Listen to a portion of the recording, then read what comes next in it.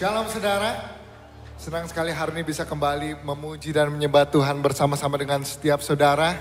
Hari ini saya rindu mengajak setiap saudara untuk mari saudara kita mau ambil waktu 1 menit untuk kita kasih tepuk tangan yang terbaik buat Tuhan kita, amin. Berikan sorak-sorai, katakan haleluya. Haleluya, sebab Tuhan yang kita sembah itu bukan Tuhan yang macam-macam saudara, itu Tuhan kita yang luar biasa, Tuhan kita yang dahsyat, amin. Boleh saya lihat tangan-tangan saudara yang bersuka cita hari ini? Mari sama-sama kita mau siapkan hati kita untuk memuji dan menyembah Tuhan. Kami datang di hadapan-Mu Tuhan, di hadapan tahta-Mu. Kami rindu untuk mengangkat suara kami memuji dan menyembah Engkau. Sebab segala pujian dan hormat hanya bagi Yesus Tuhan. Mari sama-sama bawa hatimu. Kita mau memuji Tuhan kita.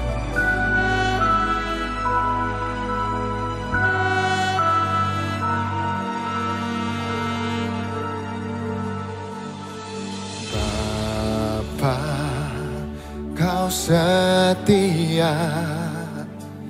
Bapa, Kau mulia. Tenanglah jiwaku, aman bersamamu. Ini pernyataan iman kami. Lebih dari harta, Kaulah segalanya. Tenanglah jiwaku dalam hadirat-Mu. Nyatakan iman-Mu. Kau tunjukkan kasih setiamu. Kau menyediakan yang ku perlu. Kau setia, Kau mulia, dulu, sekarang, dan selamanya. Dengan iman kami nyatakan setiamu. Kau menyediakan yang ku perlu.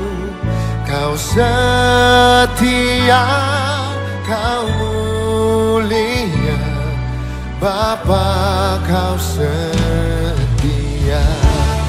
Yang bersyukur sekali lagi berikan tepuk tangan yang terbaik buat Allah kita.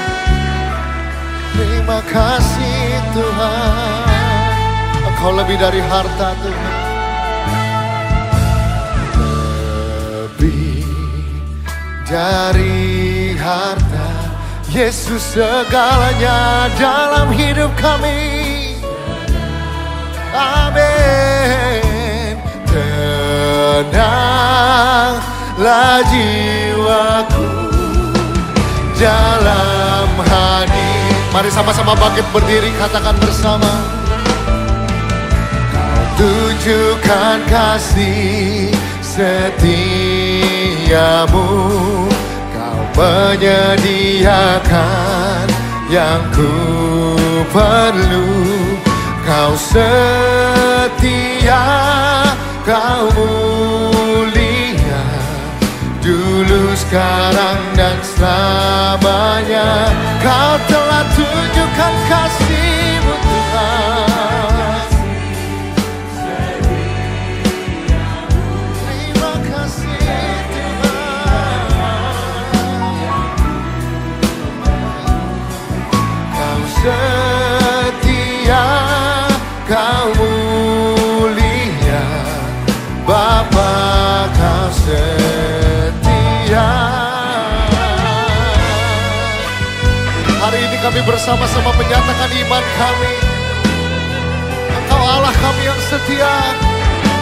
Untuk selama-lamanya kami mau memuji dan menyembah Engkau Tuhan. Engkau lebih dari segalanya di dalam hidup kami. Sebab Engkau Allah kami yang terbukti. Segala pujian dan hormat hanya bagi-Mu. Mari angkat kedua tanganmu, nyatakan imanmu di hadapan Tuhan. Katakan, Kau tunjukkan kasih setiamu. Kau menyediakan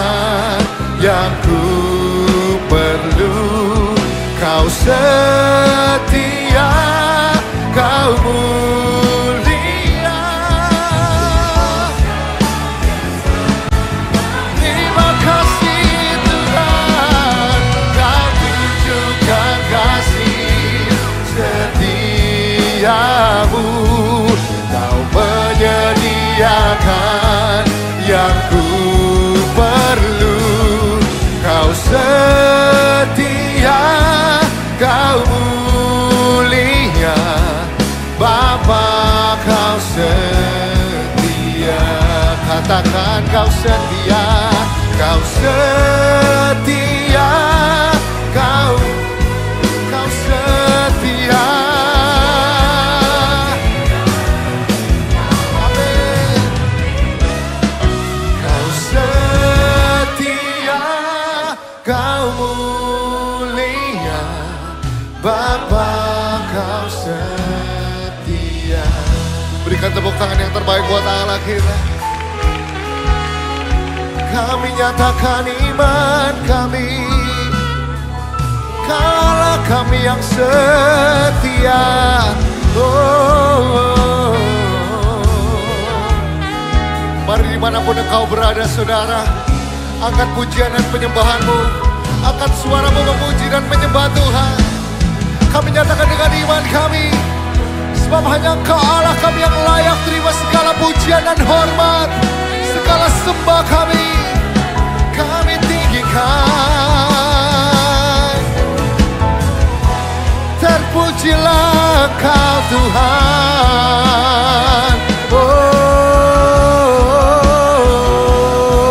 haleluya, haleluya. Oh, we worship you, we worship you.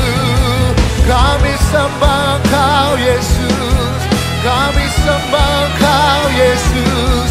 Nama di atas segala nama, Yesus Tuhan.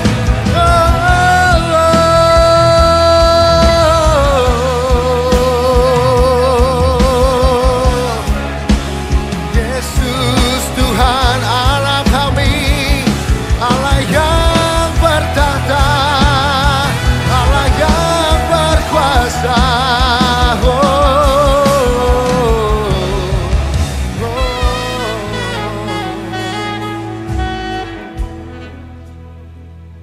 Hari ini kami datang di hadapan tahta-Mu Tuhan.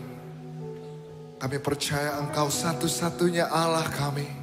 Dan kami datang di hadapan Allah yang benar, Yesus Raja yang bertahta di dalam hidup kami.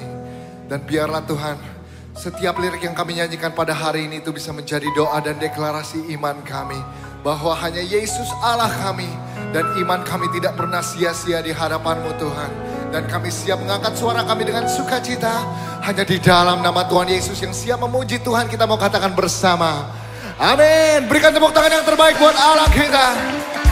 Mari yang bersukacita tepuk tangan di atas kepala buat Allah kita.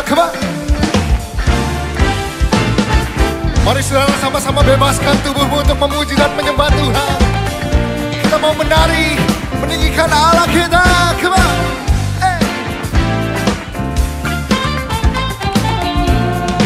Sama-sama kami nyatakan iman kami di hadapan-Mu Tuhan. Takkan ku izinkan ketakutan, karena imanku pada Yesus Tuhan. Tak ada alasan tawar hati, karena Yesus ada di sini. Amin. Ku percaya firman Tuhan sanggup menghidupkan dan berikan sukacita dalam Tuhan, melimpah, melimpah. Kekuatan dari Tuhan tercurah atas kita. Amin. Mari bertepuk tangan buat Allah kita. Kami nyatakan, takkan ku izinkan ketakutan, semua karena iman kami kepadamu. Amin. Tak ada alasan tawar hati, karena Yesus Nyatakan imanmu, come on. Ku percaya firman Tuhan sanggup menghidupkan. Come on church, sing it out. Sukacita dalam Tuhan melimpah, melimpah. Kekuatan dari Tuhan tercurah atas kita. Yang bersyukur punya Tuhan yang dahsyat. Kita bertepuk tangan buat Allah kita. Come on. Mari saudara, jangan malu di hadapan Tuhan. Bebaskan tubuhmu menari buat Allah kita. Kita mau memuja Allah kita dengan sukacita.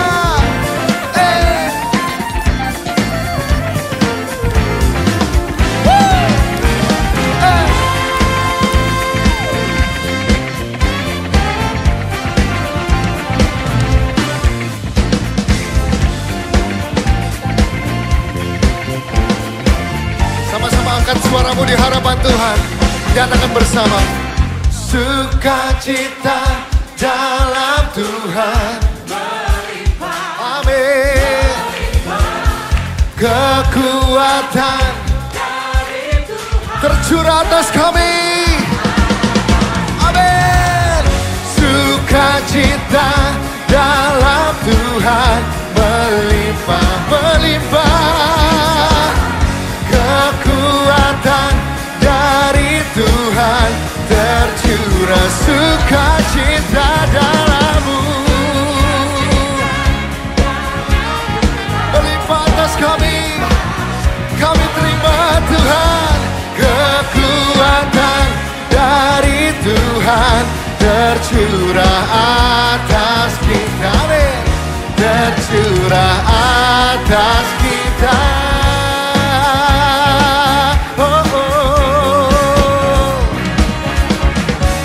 Berikan sorak-sorai tepuk tangan yang terbaik buat Allah kita. Haleluya. Saudara masih semangat memuji Tuhan kita yang dahsyat, amin. Mari tepuk tangan sebelah kita buat Tuhan, come on. Let's turn it up for Jesus. Come on, let's sing. You are here as we lift you up. You are riding on our praise. Be enthroned over everything. You are seated in our praise. This is prophetic, I can feel it in the air. We lift our praise and you change the atmosphere. With hearts open now, everybody singing out. Oh, oh. Come on, this is hands apart. Turn it up, this sound of praise. Make it louder than any other. Lift him up and shout his name over us. See, as we pray, well, I can feel the change as your presence now invades. Hear the sound of the broken chains, prison doors are giving. This is prophetic, come on. This is prophetic, I can feel it in the air. We lift our praise and you change the atmosphere. With hearts open now, everybody sing it out. I am free. Turn it up, go. Make it louder than any other. Lift him up, shout his name over all. Turn it up, this sound of praise. Make it louder than any other. Lift him up and shout his name over all. Yang mau mengeluarkan suara yang terbaik buat Tuhan. Bersama angkat tangan kita nyatakan. Our praise goes up, your reign comes down. Puji Tuhan.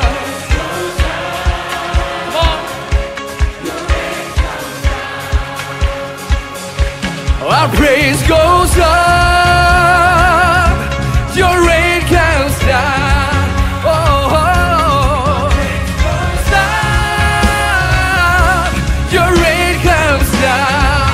Sing our praise, we shout our praise.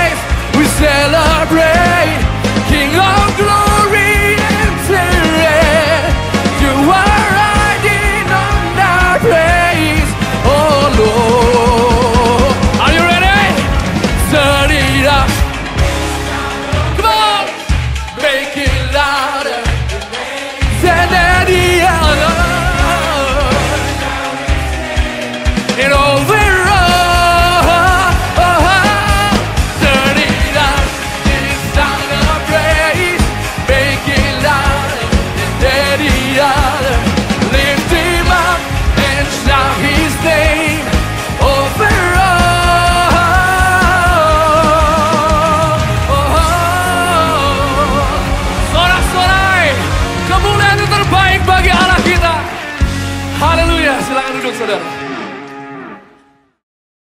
Shalom Jemaat NDC, saya Samantha Juwita, senang dan bersyukur dapat hadir kembali untuk menyampaikan informasi dan kegiatan yang ada di NDC yang kami rangkum dalam NDC News.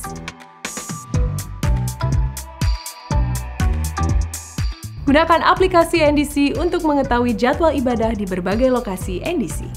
Ikuti Revival Night setiap Senin, Rabu, dan Jumat pukul 20 di YouTube channel NDC. Ibadah Jumat Agung diadakan pada Jumat 29 Maret di seluruh wilayah NDC dengan jadwal sebagai berikut. Juga diadakan perjamuan kudus dan performance spesial dance kontemporer bersama NDC Performing Arts.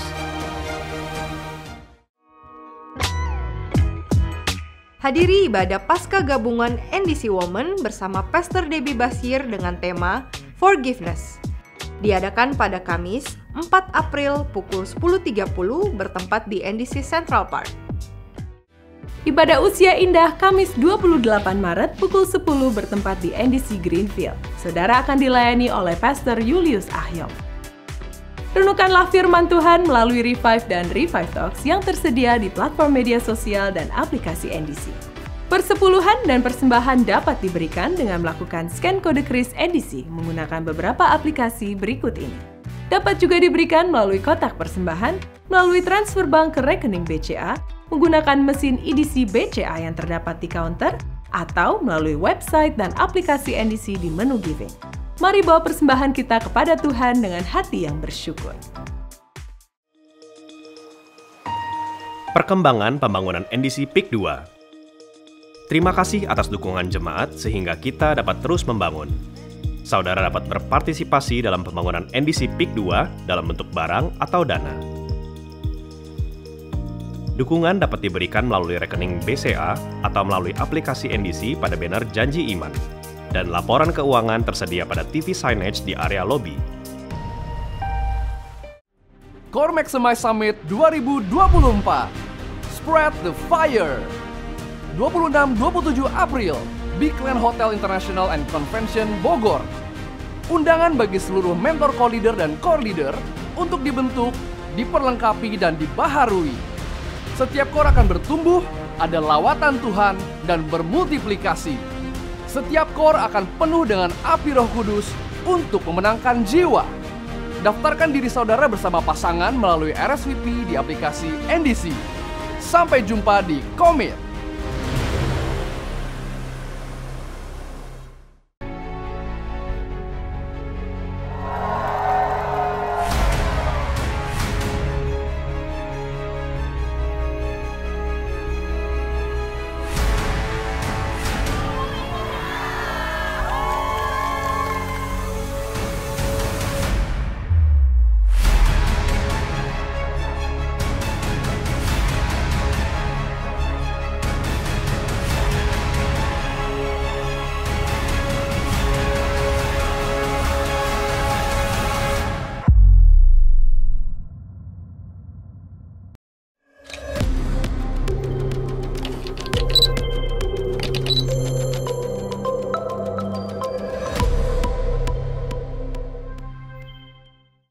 Pendaftaran premarital class telah dibuka. Pendaftaran dibuka hingga Senin 25 Maret.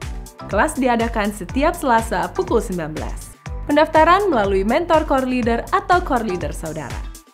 Berikut hotline NDC yang dapat dihubungi jika saudara membutuhkan pelayanan dari gereja. Kami segera menghubungi dan melayani saudara. Sekian NDC News yang dapat kami sampaikan. Terima kasih atas perhatian Anda dan Tuhan Yesus memberkati. Kita siapkan hati kita menerima firman Tuhan. Oh, hanya Kau yang kami puja Tuhan.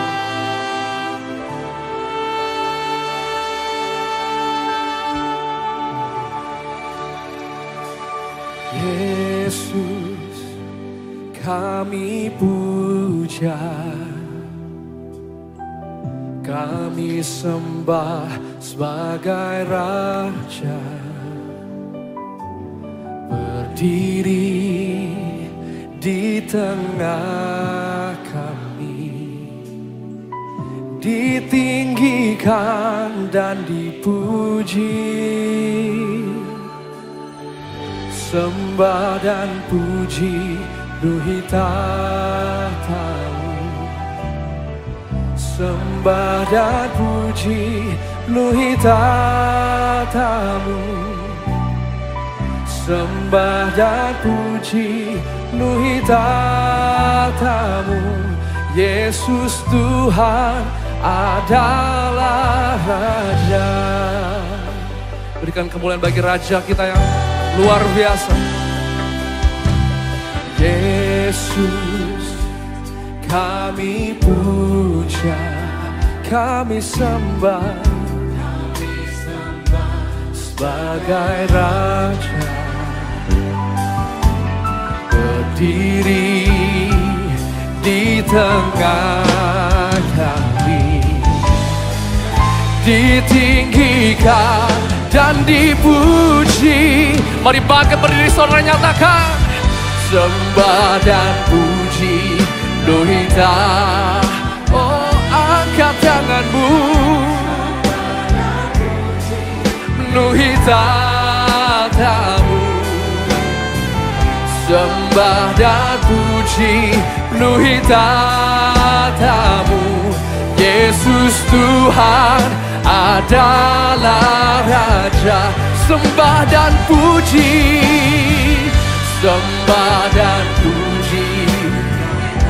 Ya benar Tuhan, segala hormat kemuliaan bagi nama-Mu. Penuhi tahta-Mu. Oh, sembah dan puji penuhi tahta-Mu. Yesus Tuhan adalah Raja. Kaulah Raja kami, Kau satu-satunya.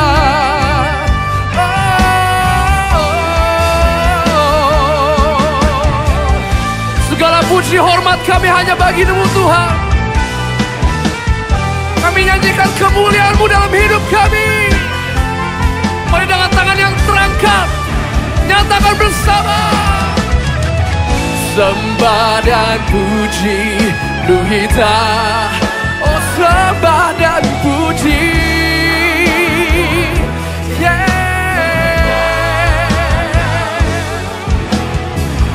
Sembah dan puji penuhi tahta-Mu. Yesus Tuhan adalah. Sembah dan puji namanya. Sembah dan puji penuhi tahta-Mu. Oh, oh, penuhi tahta-Mu. Sembah dan puji penuhi tahta-Mu. Yesus Tuhan adalah Raja. Yesus Tuhan, Yesus Tuhan adalah Raja. Oh, Yesus Tuhan adalah Raja. Berikan sorak-sorai bagi Dia. Oh, kami sembah, kami puji nama-Mu Tuhan. Kau yang bertahta selamanya, selamanya. Oh Yesus, kuasa-Mu berdaulat atas hidup kami Tuhan. Pakai kami sebagai alat-Mu. Jesus, Jesus. Oh, Kaulah Raja, Kaulah Tuhan. Yesus, haleluya. Mari saudara angkat tanganmu, jangan ada yang berdiam diri. Sembah nama Tuhan Yesus. Tuhan di atas segalanya, Raja atas segala raja. Kau Allah yang tak tertandingi oleh apapun.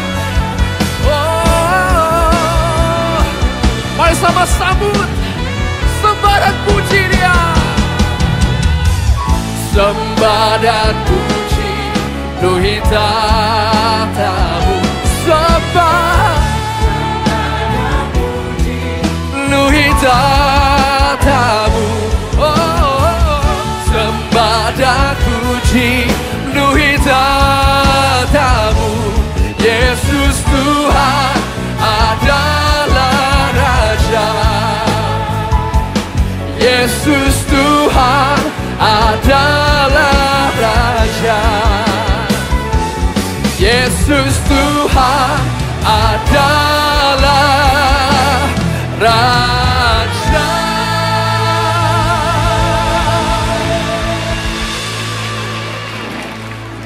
Haleluya. Bapa yang baik, terima kasih Tuhan buat hari yang baru, kesempatan yang baru bersama Tuhan. Kami percaya setiap hidup kami dipenuhi dengan kesaksian karena kami mengalami Tuhan hari lepas hari. Itu sebabnya Tuhan, firman-Mu selalu melekat dalam hidup kami. Bukan sekedar kami mau mengerti saja, tapi hidup kami mau dikuasai oleh firman Tuhan. Kami sambut firman kebenaran di dalam nama Tuhan Yesus. Kami berdoa, kita sama-sama katakan. Amin, amin, amin, amin, amin, amin, amin. Silakan duduk. Shalom. Oke. Kita buka firman Tuhan sama-sama di Matius pasalnya yang ke-21. Ayatnya yang ke-42. Hari ini kita mau membahas tentang Yesus yang adalah seorang ahli bangunan yang luar biasa dalam hidup ini. Dan apa yang dia lakukan dalam hidup kita adalah sebuah rentetan peristiwa yang luar biasa yang kita perlu pahami. Dan kita ada di fase mana dalam hidup ini, karena dia akan terus mengetuk pintu hati kita. Dan dia menghargai keputusan kita sebenarnya. Ya, itu sebabnya selalu saya katakan pemberian Tuhan yang paling berisiko itu adalah dia berikan kepada manusia kebebasan untuk memilih. Dan kenapa banyak ada pertanyaan mengatakan, kenapa nggak dia buat aja semua orang mengasihi dia? Kalau dia buat orang seperti itu semuanya, itu berarti dia ciptakan robot. Karena kasih yang sebenarnya adalah ketika kita diperhadapkan dengan salah dan benar, kita pilih yang benar. Kasih adalah keputusan bukan perasaan. Dan ketika kita memilih itu, terjadilah sebuah tindakan kasih yang seutuhnya. Dan itu yang dia mau manusia lakukan dalam hidupnya. Dan itu yang menjadi sebuah kemerdekaan dalam hidup manusia. Dan bagi dia, itu adalah sebuah worship, sebuah penyembahan yang luar biasa. Ya. Kita barusan menyanyikan lagu-lagu dan setiap minggu kita nyanyikan lagu-lagu di gereja. Betul, kita katakan oke, saya lagi sembah Tuhan. Sure. Sah-sah saja. Tapi percuma kalau setelah selesai dari tempat ini, kita keluar dari tempat ini dan kita menghadapi hidup kita, rutinitas kita dari hari Senin sampai hari Sabtu minggu depan. Dan pasti kita akan diperhadapkan dengan banyak kesempatan untuk berdosa. Udah pasti. Karena dosa berseliweran di mana-mana. Ketika di saat kita diperhadapkan dengan dosa, dan kemudian kita mengambil keputusan, saya tidak mau berdosa. Itu penyembahan yang luar biasa. Itu penyembahan yang sejati. Jadi apa yang kita dengar, apa yang kita serap, apa yang kita sedang lakukan di tempat ini, kita sedang di-recharge sama Tuhan. Kita saling mengingatkan. Kemudian ketika kita meninggalkan tempat ini, firman yang kita dengar, apa yang sudah kita pahami di tempat ini, lakukan di luar sana. Udah pasti ada dosa di sana. Udah pasti kita akan berhadapan sama dosa. Itu sebabnya hari lepas hari ketika tidak ada yang melihat dan kita katakan no Lord, saya nggak mau lakukan itu. Mana ada yang tahu kalau kita cuma berhadapan sama HP kita. Semua dosa berseliweran, gak usah di luar sana lah, di dalam HP kita udah banyak dosa. Dan kita katakan tidak, itu penyembahan. Dan itu yang Tuhan mau terus bangun dalam hidup kita. Semua orang percaya mengalami 3 fase kehidupan. Yang pertama justification, ketika kita terima Yesus sebagai juru selamat dalam hidup kita. Gak pakai usaha kita diselamatkan oleh iman kita. Proses berikutnya bagi orang percaya adalah yang kita hidupi hari ini adalah sanctification. Kita dikuduskan sama Tuhan hari lepas hari. Roma 12 mengatakan pembaharuan budi terjadi hari lepas hari. Sekolah kehidupan terjadi hari lepas hari. Dan itu sebabnya kita harus mengambil keputusan apa? Hari lepas hari. Menyangkal diri berarti meninggalkan cara lama, paradigma lama. Ya, setiap hari saya sadar Tuhan bahwa fungsinya saya adalah utusan kerajaan sorga. Ya, kerajaan sorga atau Alkitab itu dari Kejadian sampai Wahyu berbicara tentang sebuah kerajaan, tentang seorang raja dan anak-anaknya. Pada awalnya kerajaan sorga itu ketika dibentuk, kerajaan selalu mengadakan sebuah ekspansi. Ketika kerajaan melakukan ekspansi, ya yang dia lakukan adalah dia ciptakan bumi. Karena bumi menjadi tempat ekspansinya dia. Ketika semua sudah ditata dengan luar biasa, manusia diciptakan, manusia nggak dikasih sorga, dikasih bumi. Dan Tuhan perintahkan ini kepada manusia.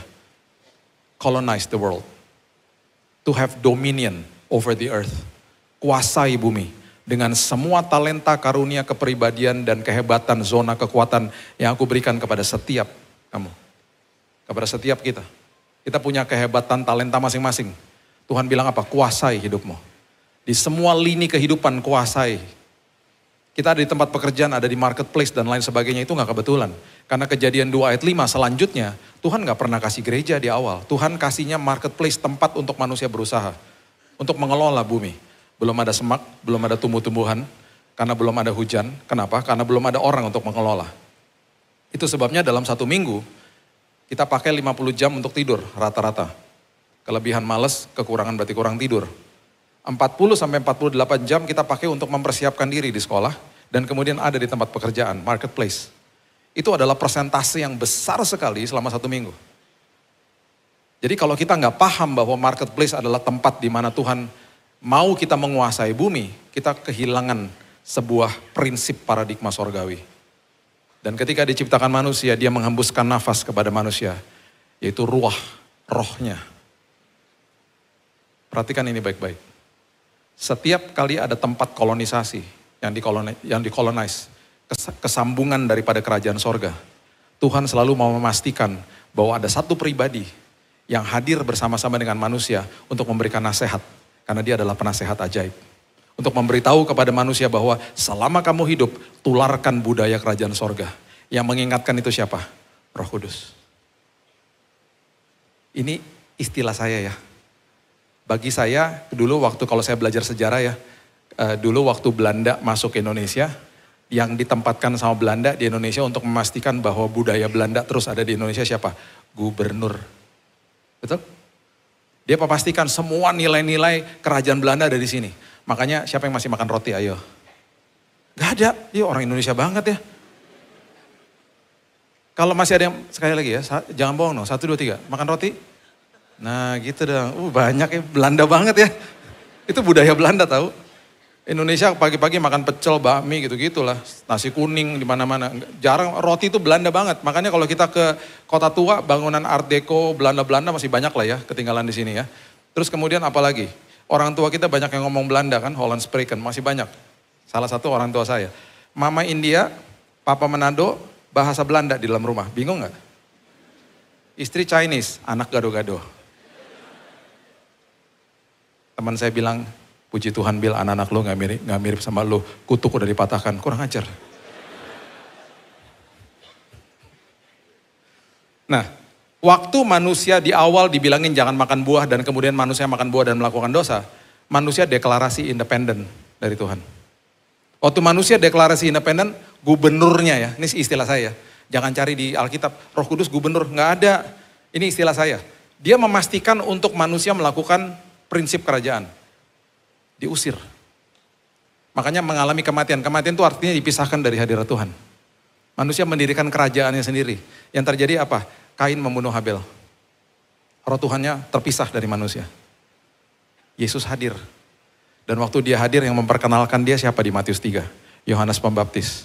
Waktu dia perkenalkan di Matius 3, kalimat pertama yang dia katakan apa? Ketika dia membaptis Yesus dan memperkenalkan Yesus kepada orang-orang saat itu.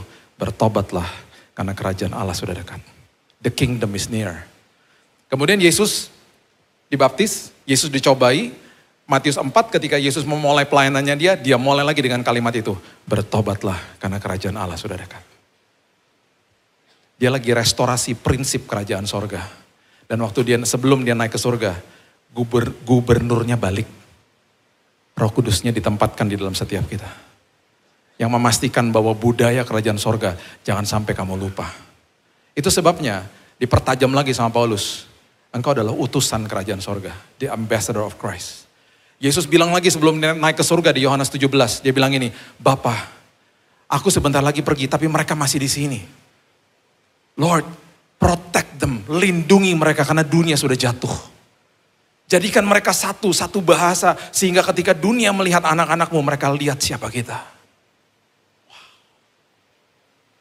Dan akhirnya dipertajam dan dipertajam. Yang tadinya bait Allah gedung, sekarang dikasih tahu sama Paulus, tubuhmu adalah bait Roh Kudus. Dimanapun kita bertemu dengan orang, tugas kita yang paling penting adalah mempertontonkan kemuliaan Tuhan lewat perkataan dan tindakan kita. Dan itu yang Tuhan mau bangun. Matius 21 ayat 42 mengatakan begini. Kata Yesus kepada mereka, belum pernahkah kamu baca dalam kitab suci, batu yang dibuang oleh tukang-tukang bangunan telah menjadi batu penjuru. Hal itu terjadi dari pihak Tuhan, suatu perbuatan ajaib di mata kita. Yang terjadi adalah di dalam setiap hidup, dia akan selalu ketuk pintu hati kita. Dan kemudian dia akan tawarkan sebuah proses pembangunan dalam hidup kita. Yang sungguh ironis, sampai-sampai manusia itu menolak Tuhan. Gak sadar bahwa sejak awal kehidupannya, Tuhanlah yang membangun hidupnya dia. Ya, coba lihat Ibrani pasal yang ke-11 ayat yang ketiga. Ibrani pasal yang ke-11 ayat yang ketiga. Karena iman kita mengerti bahwa alam semesta telah dijadikan oleh firman Allah. Yang tadinya gak ada jadi Allah, semuanya karena firman yang keluar dari mulutnya. Sehingga apa yang kita lihat telah terjadi dari apa yang tidak dapat kita lihat. Sudah di frame sama Tuhan, sudah diciptakan Allah Elohim sebutannya. Bahkan hidup kita kemudian juga direkam sama Tuhan dan dijadikan sangat indah. Mazmur 139 ayat 15. Mazmur 139 ayat 15. Tulang-tulangku tidak terlindung bagimu ketika aku dijadikan di tempat yang tersembunyi. Dan aku direkam di bagian-bagian bumi yang paling bawah. Setelah kita dibentuk, kita lahir, kita jadi manusia. Di titik di mana kita bisa mengambil keputusan, dia akan berdiri di depan pintu kehidupan kita. Dan dia akan ketuk. Dan kita buka pintu itu. Tahu gak dia bilang apa? Mau gak aku teruskan pembangunan hidupmu? Karena dia tidak akan paksa kita. Mau gak saya teruskan pembangunan hidupmu? Terus kita tanya gini, siapa kamu? Manusia akan tanya, siapa dia? Ibrani pasal yang ke-11, Ibrani pasal yang ke-3 maksud saya. Ayat 4. Ibrani pasal yang ke-3 ayat 4. Sebab setiap rumah dibangun oleh ahli bangunan. Tetapi ahli bangunan segala sesuatu ialah Allah. Dia akan bilang gini ketika kita tanya, Anda siapa? I am the master builder. Saya adalah ahli bangunan. Oke, terus saya mesti bagaimana? Saya mau bangun, saya mau lanjutkan pembangunan hidupmu. Dua pertanyaan kita biasanya bertanya kepada tukang yang datang ke rumah. Berapa harganya? Betul? Ada yang pernah bocor rumahnya? Saya bocor terus, kenapa ya? Masih pakai model talang sih, rumah jadul. Udah dibetulin, bocor lagi. Jadi kalau tukang datang selalu nanya gini, berapa harganya? Yang kedua, berapa lama kerjainnya? Betul gak? Jawaban Yesus ketika manusia bertanya tentang hal ini, kebanyakan manusia, majority of the people, gak suka. Berapa harganya? Semua hidupmu. Enak aja. Terus nanti desainnya gimana? Sekarang saya mau begini, desainnya. Enggak, desainnya dari saya. Enak aja. Emangnya kenapa sih begitu aturannya? Saya ahli bangunannya. Karena setelah selesai saya mau tinggal di dalam situ sama kamu. Karena Roh Kudus diberikan, tubuhmu adalah bait Allah. Gak mau. Saya udah biasa sendiri. Saya gak mau diganggu. Saya biasa ngambil keputusan sendiri, saya gak mau diganggu. Wow. Terus pertanyaan kedua, emangnya berapa lama sih? Si ahli bangunan akan ngomong begini, sedikit demi sedikit. Gak bisa cepat? Gak bisa. Gak bisa cepat, bener? Gak. Sedikit demi sedikit. Oh udah gak mau deh, gak jadi deh. Itu sebabnya ini adalah the back story daripada Matius pasal yang ke-7. Ayatnya yang ke-24 mengatakan begini.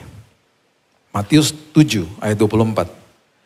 Setiap orang yang mendengar perkataanku ini dan melakukannya.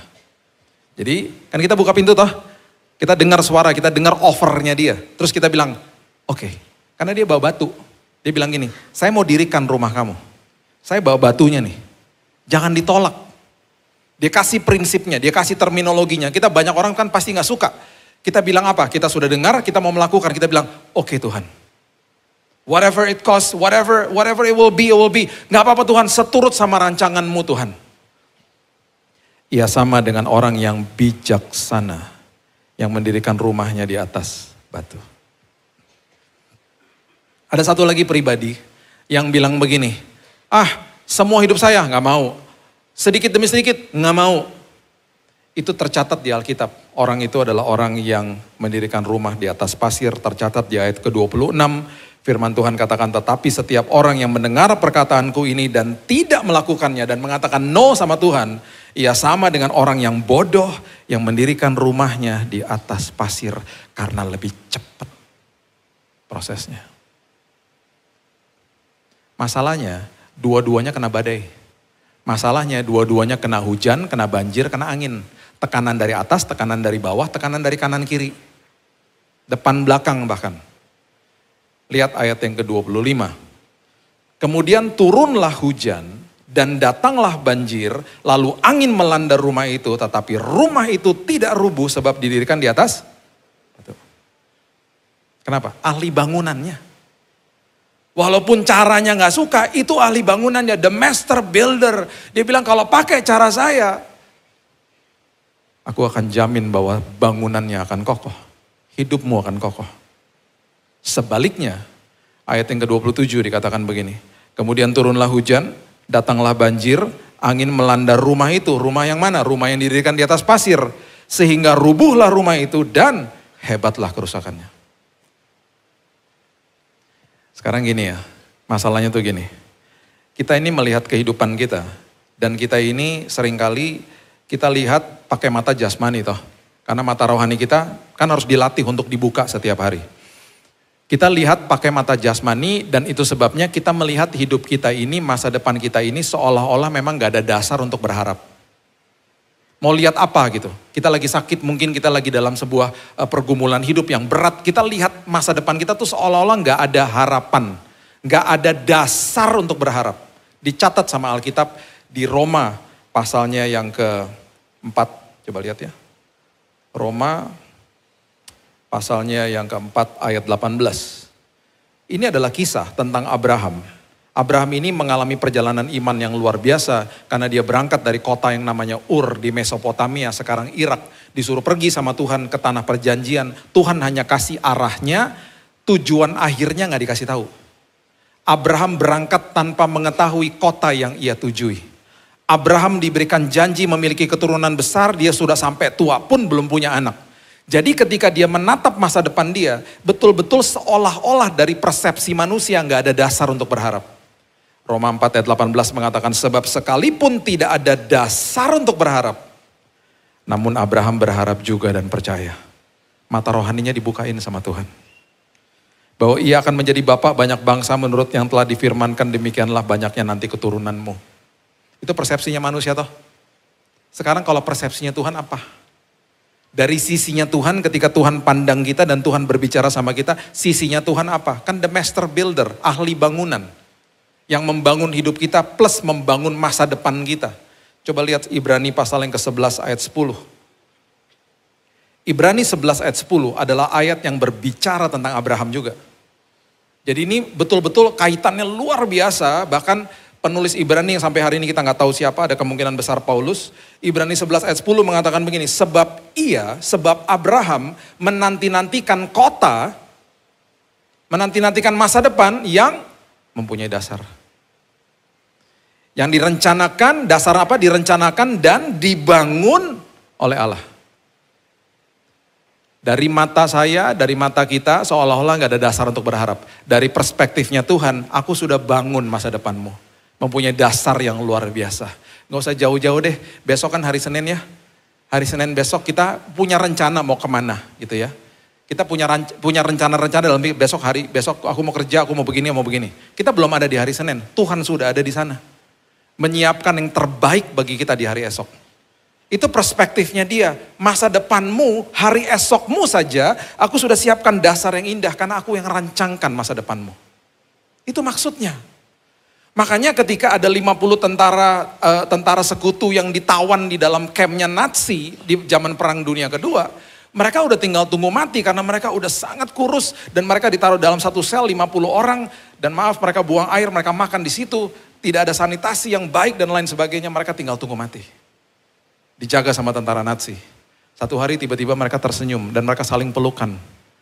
Usut punya usut, ternyata ada satu yang menyelundupkan radio transistor kecil dan mereka baru dengar kabar bahwa Perang Dunia Kedua sudah selesai. Dan ada kabar begini, semua tahanan perang akan segera dibebaskan. Pertolongan sedang dalam perjalanan, sedang on the way. Dan semua harus diperlakukan dengan benar. Karena mereka harus dibebaskan. Sudah tulis perjanjiannya. Oh, mereka bersuka cita, mereka tersenyum, mereka saling pelukan.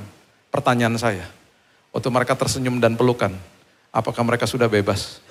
Belum. Mereka masih ada di sel yang sangat kotor itu. Harusnya hari ini, dengan ribuan janji firman Tuhan, dengan apa yang firman Tuhan katakan bahwa aku sudah membangun masa depanmu. Walaupun hari ini kita masih sedang bergumul dalam penyakit, masalah, dan lain sebagainya. Saya mau beritahu kabar baik bagi kita semuanya. Kesembuhan, pemulihan, mujizat sedang on the way. Tersenyumlah, peluklah keluargamu. Karena mujizat sedang on the way.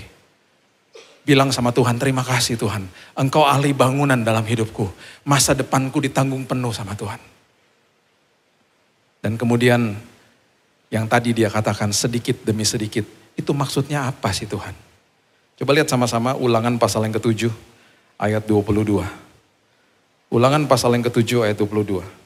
Ada ayat firman Tuhan di dalam perjanjian lama yang kalau kita baca, ya perjanjian lama ini kalau kita baca semuanya adalah metafor-metafor tentang apa yang terjadi di dalam alam rohani kita pada hari ini.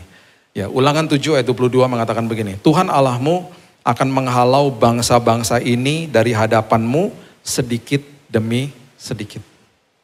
Engkau tidak boleh membinasakan mereka dengan segera supaya jangan binatang hutan menjadi terlalu banyak melebihi engkau. Oke? Saya mau buktikan bahwa ayat ini adalah ayat yang merupakan bayangan atau metafor yang terjadi di alam kehidupan kita hari ini. Di dalam alam roh kita.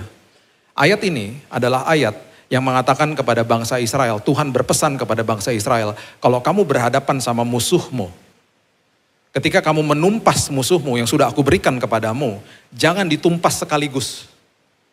Sedikit demi sedikit. Kenapa? Karena Tuhan bisa melihat masa depan kita, Tuhan udah tahu strateginya iblis, Tuhan sudah tahu jika ada bahaya di depan kita. Dia katakan sedikit demi sedikit. Kenapa? Kalau kamu bunuh mereka sekaligus, nanti jenazah sama bangkainya mereka berhantaran di mana-mana. Kamu gak punya waktu untuk menguburkan bangkai-bangkai itu, yang terjadi adalah binatang buas keluar dari tempat persembunyiannya karena bau bangkai. Yang terjadi adalah ketika mereka melahap bangkai-bangkai ini karena jumlah mereka begitu banyak, mereka akan membahayakan hidupmu. Jadi kalau kamu bunuhnya, kalau kamu menumpas mereka itu sedikit demi sedikit, kamu punya waktu untuk menguburkan mereka, itu maksudnya. Supaya hidupmu tidak terancam. Kata binatang hutan di dalam ayat ini, itu bahasa Inggrisnya adalah the beast of the field. Kalimat itu, binatang itu adalah kalimat yang persis dibahas di Kejadian 3 ayat 1. Coba lihat. Kejadian 3 ayat 1. Bagian pertamanya aja. Saya cuma mau kasih tahu bahwa Alkitab kita itu luar biasa. Ada pesan-pesan yang dahsyat yang Tuhan berikan kepada kita. Kejadian 3 ayat 1. Adapun ular, lambang daripada Lucifer, ialah yang paling cerdik dari segala binatang di darat yang dijadikan oleh Tuhan Allah. Binatang di darat itu tidak berbicara tentang letterlek binatang yang ada pada saat itu. Karena kalimat di situ adalah kalimat yang tertulis the beast of the field. Iblis waktu jatuh, dia membawa banyak sekali malaikat-malaikat bersama dengan dia. Dan Alkitab mencatat dia adalah yang paling pandai daripada antek-anteknya. Jadi ayat ini berbicara tentang alam roh kita ketika iblis dengan semua demons-nya dia berusaha menghancurkan masa depan kita. Itu sebabnya Tuhan bilang begini, ketika aku membangun hidupmu sedikit demi sedikit. Maksudnya itu apa sih? Perhatikan prinsip ini baik-baik. Paulus mempertegas semuanya ini di Roma 5 ayat 1 sampai 5. Saya nggak akan buka, Bapak Ibu baca sendiri. Intinya begini. Paulus bilang begini. Di dalam hidup ini pasti manusia akan menghadapi, dia pakai kalimat kesengsaraan. Itu adalah masalah hidup, ujian. Oke? Itu faktor eksternal, kita nggak bisa kontrol, bisa terjadi kapan aja. Oke? Yang kita bisa kontrol hanya satu, setelah itu adalah sebenarnya kesempatan bagi kita untuk belajar tekun, diligent. Tekun itu artinya bertahan dengan harapan, bertahan dengan sabar. Ketika itu terjadi, ketika kita mau dibentuk sama Tuhan dengan sabar sedikit demi sedikit, yang terjadi berikutnya adalah sebuah buah yang luar biasa, karakter kita jadi tahan uji. Dan buah berikutnya adalah pengharapan yang tidak pernah mengecewakan. Jadi maksudnya Tuhan gini ya nak, kan saya ahli bangunan. Kalau saya bangun hidupmu, karaktermu, prosesnya memang agak sedikit lama untuk membentuk karaktermu. Supaya nanti ketika aku membawa engkau menjulang tinggi, ketika ada angin, ada cobaan, ada apapun rintangan hidup, kamu kuat. Karena karaktermu kokoh, tahan uji udah. Dan ketika ada pujian, kamu gak sombong. Wow. Makanya kalau lihat bangunan-bangunan tinggi, basement atau fondasinya dibangunnya lama ya. Karena mau dibawa tinggi. Tahu gedung Autograph Tower kan? 382 meter dekatnya Grand Indonesia. Gedung tertinggi di Indonesia. Burj Khalifa di Dubai, 828 meter. Lihat aja YouTube-nya, ketika mereka membangun fondasinya, harganya luar biasa mahalnya. Kenapa? Karena mau dibawa tinggi. Saya bilang sama istri saya waktu lewat di depannya gedung Autograph, saya bilang, ini keren banget ya jadinya ya, cuman kok nggak jadi-jadi ya gitu. Karena kita sering lewat situ. Ketemu sama teman arsitek, dia bilang gini, lama lah Bill, kan gedung tertinggi, itu dibangun ke bawah, lu kan nggak bisa lihat, kan ditutup. Nanti ketika dia udah naik lantai 1 cepet ke atasnya, itu bawahnya lama banget. Makanya MRT lebih mahal daripada LRT. Orang Jakarta kalau saya ngomong gini harusnya paham ya. Kalau saya di luar kota ngomong gini mereka gini. Apaan tuh Pak MRT, LRT? Paham ya? MRT kan yang di bawah tanah. Ya oke lah ada yang di atasnya, tapi kan mostly di bawah tanah. Apalagi yang fase kedua nih. Yang dari Bundaran HI sampai ke Ancol, itu di bawah tanah semua. Kalau nggak salah 8 meter di bawah Kali Ciliwung malah yang di daerah kota. Itu luar biasa tuh. Saya calon menteri PUPR. Kalau ngomongin infrastruktur sama saya, ayo deh. Saya suka soalnya, saya menikmati karena saya travel tiap bulan ya. Saya menikmati, airport bagus-bagus. Stasiun kereta bagus-bagus. Jalan tol di mana-mana. Tiba-tiba Jakarta punya MRT, punya LRT. MRT kan di bawah tanah, itu mahal bangunnya. Kalau LRT kan cepat, pancang, taruh rel, udah jadi keretanya. Udah beres. Semua yang dibangun ke bawah tuh mahal harganya. Makanya perhatiin deh, kalau mall-mall mahal ya, biasanya suka ada basementnya, sampai berlantai-lantai ke bawah. Karena jual barang-barang mahal. Beda sama ITC. ITC parkirannya kebanyakan ya, di atas. Betul? Ya kan?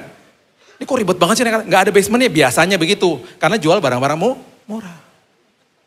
Bangunannya juga harus murah.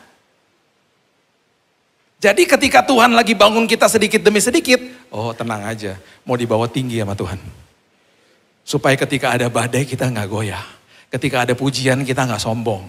Karena Tuhan tahu bahayanya di depan sana. Dia tahu iblis punya siasat, dia tahu. Jadi tenang aja, Alkitab udah katakan kepada kita, He is the master builder. Dia adalah ahli bangunannya.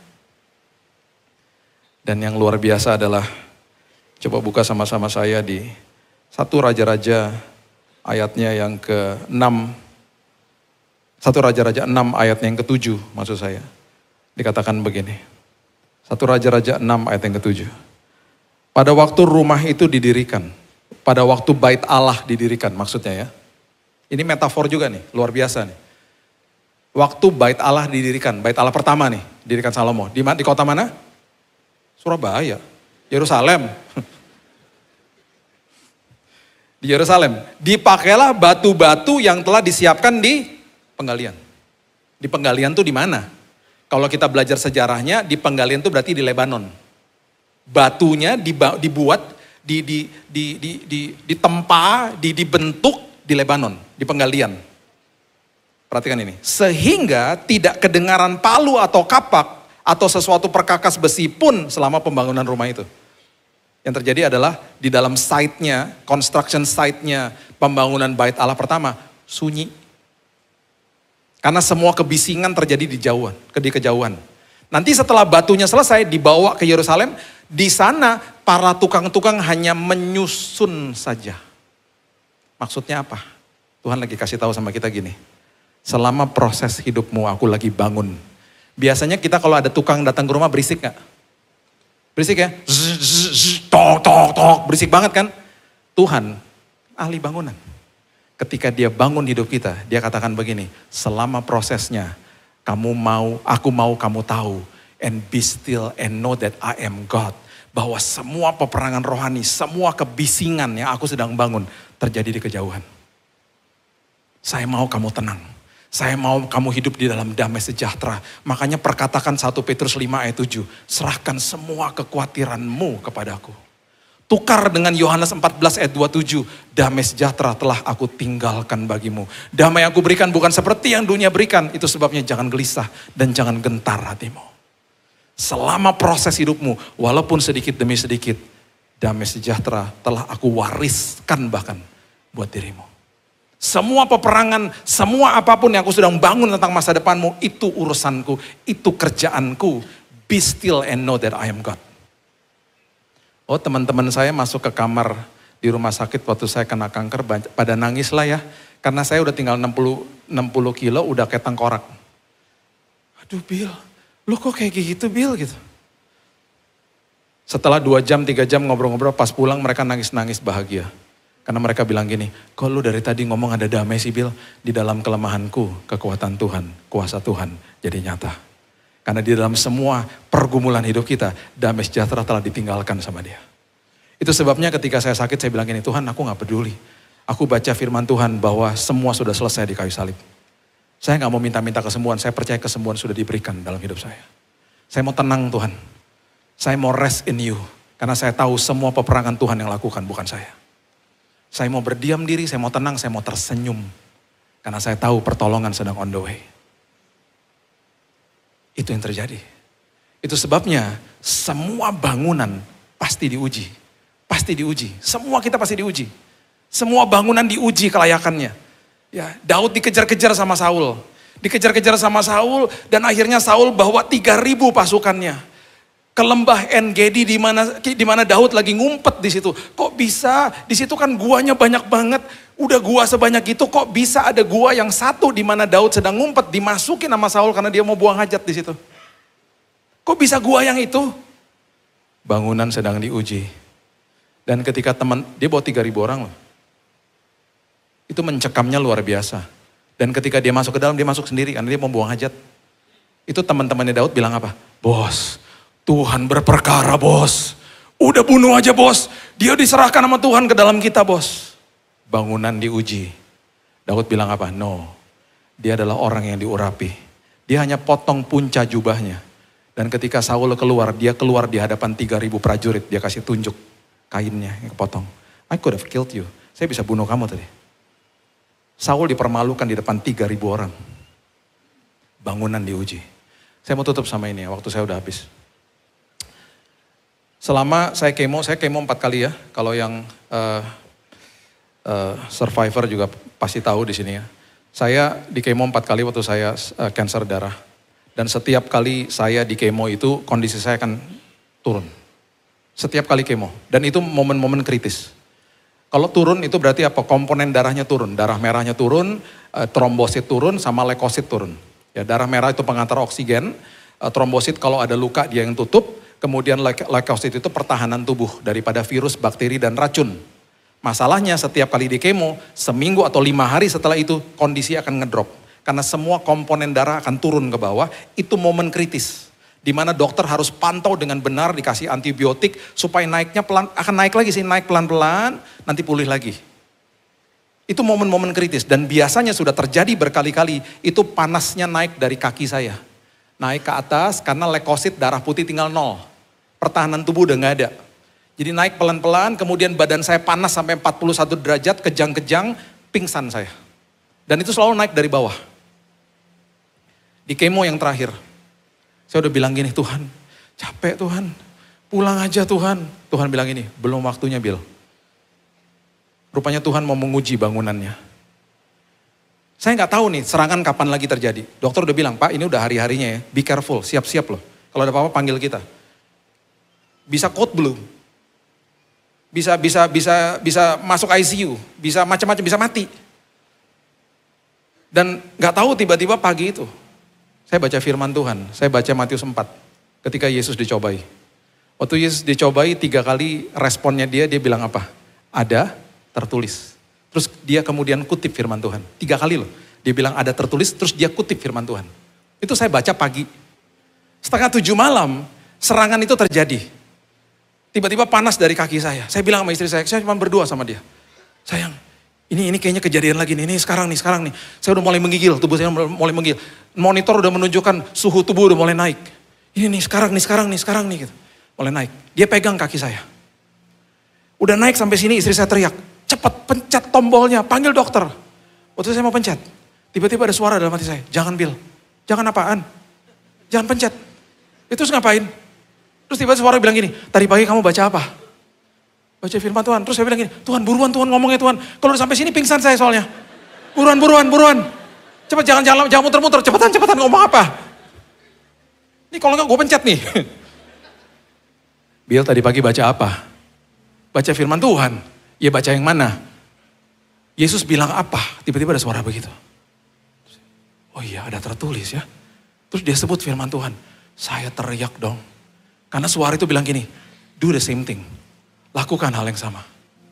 Saya teriak, ada tertulis Tuhan, bilurmu menyembuhkan aku. Cuman sekali saya ngomong. Panasnya udah sampai sini. Tiba-tiba turun. Turun ke bawah, keluar lewat tangannya istri saya. Dia tiba-tiba bilang gini, panas. Tiba-tiba, loh kok hilang? Hilang. Saya mengalami mujizat hari itu. Dan waktu kejadian itu, sampai hari ini, dokter sama suster gak pernah tahu.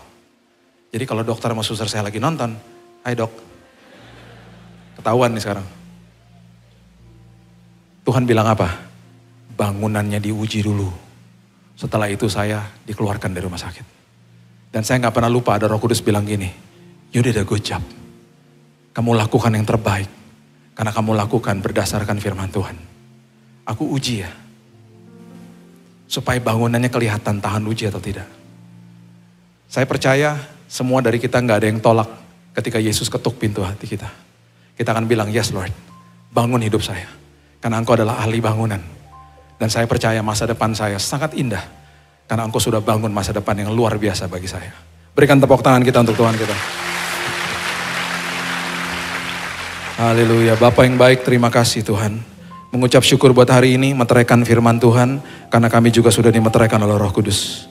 Kami percaya masa depan kami ditanggung penuh sama Tuhan. Hidup kami sangat-sangat luar biasa penuh dengan damai sejahtera dan sukacita. Hikmat pengharapan. Dan apapun yang kami lakukan Tuhan membuat berhasil. Dan apapun lumbung-lumbung kami Tuhan isi penuh. Kami terus dibawa naik dan tidak pernah turun. Karena Tuhan adalah ahli bangunan. Di dalam nama Tuhan Yesus kami sudah berdoa dan sudah menerima firman kebenaran. Kita sama-sama katakan. Amin. Tuhan berkati. Wow, saya udah mendengar ini 2 kali saudara. Dan saya diteguhkan kembali, dikuatkan kembali. Saudara berkati, boleh saya lihat tangan-tangannya berkati oleh firman Tuhan. Sekali lagi kita berikan tepuk tangan kemuliaan buat Tuhan kita. Haleluya. Saya berterima kasih untuk Pastor Billy. NDC juga berterima kasih. Kami semua berterima kasih untuk firman yang begitu luar biasa. Dan siang hari ini saya juga ingin mengingatkan, menginformasikan kepada Bapak Ibu Saudara.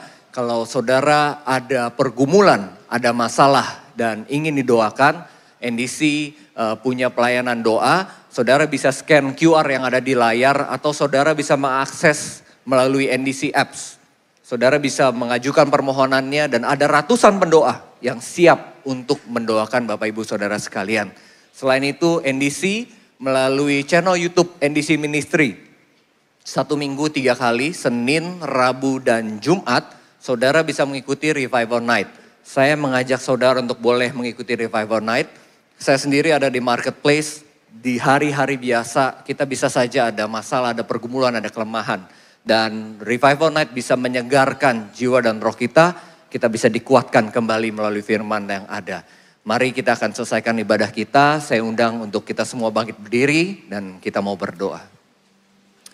Bapa di dalam surga, kami mau ucap syukur untuk hari ini, untuk siang hari ini. Kami percaya Engkau hadir di tengah setiap kami. Dan kami juga begitu luar biasa diberkati dengan firman-Mu ya Tuhan. Engkau menjadi dasar yang teguh. Kami memiliki keyakinan dan iman yang kuat di dalam Engkau ya Bapa. Kami percaya ya Tuhan, Engkau yang membentuk kehidupan kami. Engkau juga yang telah meletakkan batu-batu di hadapan kami Tuhan di masa depan kami ya Bapa. Kami serahkan kehidupan kami ke dalam tangan-Mu ya Tuhan. Kami sungguh-sungguh percaya dan mau untuk Engkau bekerja dalam kehidupan kami ya Bapa. Biar ada damai sejahtera, biar ada sukacita. Apapun yang menjadi pergumulan kami ya Bapa. Apa yang kami hadapi, senantiasa kami memiliki Engkau, Tuhan Allah yang teguh. Tuhan Allah yang begitu mengasihi setiap kami ya Tuhan. Dan siang hari ini setiap kami yang hadir, kami mau pulang dengan tidak keadaan yang sama. Kami percaya Tuhan, kalau yang punya masalah Tuhan berikan solusi. Yang membutuhkan jawaban Tuhan juga membukakan hikmat yang baru ya Bapa. Dan setiap orang yang sedih, yang kecewa, Tuhan yang memberikan penghiburan dan kekuatan. Dan pengharapan yang daripada-Mu ya Bapa. Kami senantiasa percaya bahwa hidup kami Tuhan ada dalam kemenangan, ada dalam anugerah, ada dalam kasih karunia-Mu Tuhan. Sehingga seminggu ke depan kami siap untuk menjalaninya dengan pimpinan Roh Kudus yang menuntun, membimbing, menasihati kami Tuhan, menggait kami Tuhan sesuai dengan apa yang menjadi kehendak-Mu. Dan kalau sebentar kami hendak berpisah, kami hendak menerima berkat yang daripada-Mu ya Bapa. Mari kita mengangkat tangan kita dan menerima berkat anugerah dari Allah Bapa di surga, cinta kasih daripada anaknya yang tunggal Tuhan Yesus Kristus, dan persekutuan yang manis dengan Allah Roh Kudus menyertai kehidupan kita mulai dari hari ini sampai kepada Maranatha Tuhan Yesus datang kembali. Terimalah berkat ini dan jadilah berkat dimanapun engkau berada. Setiap kita yang percaya sama-sama kita katakan amin. Hidupku menggenapi firman-Mu, tanda mujizat sertai tiap langkahku. Kau bersamaku di dalamku, jadi bukti kebesaran-Mu. Happy Sunday, Tuhan Yesus memberkati.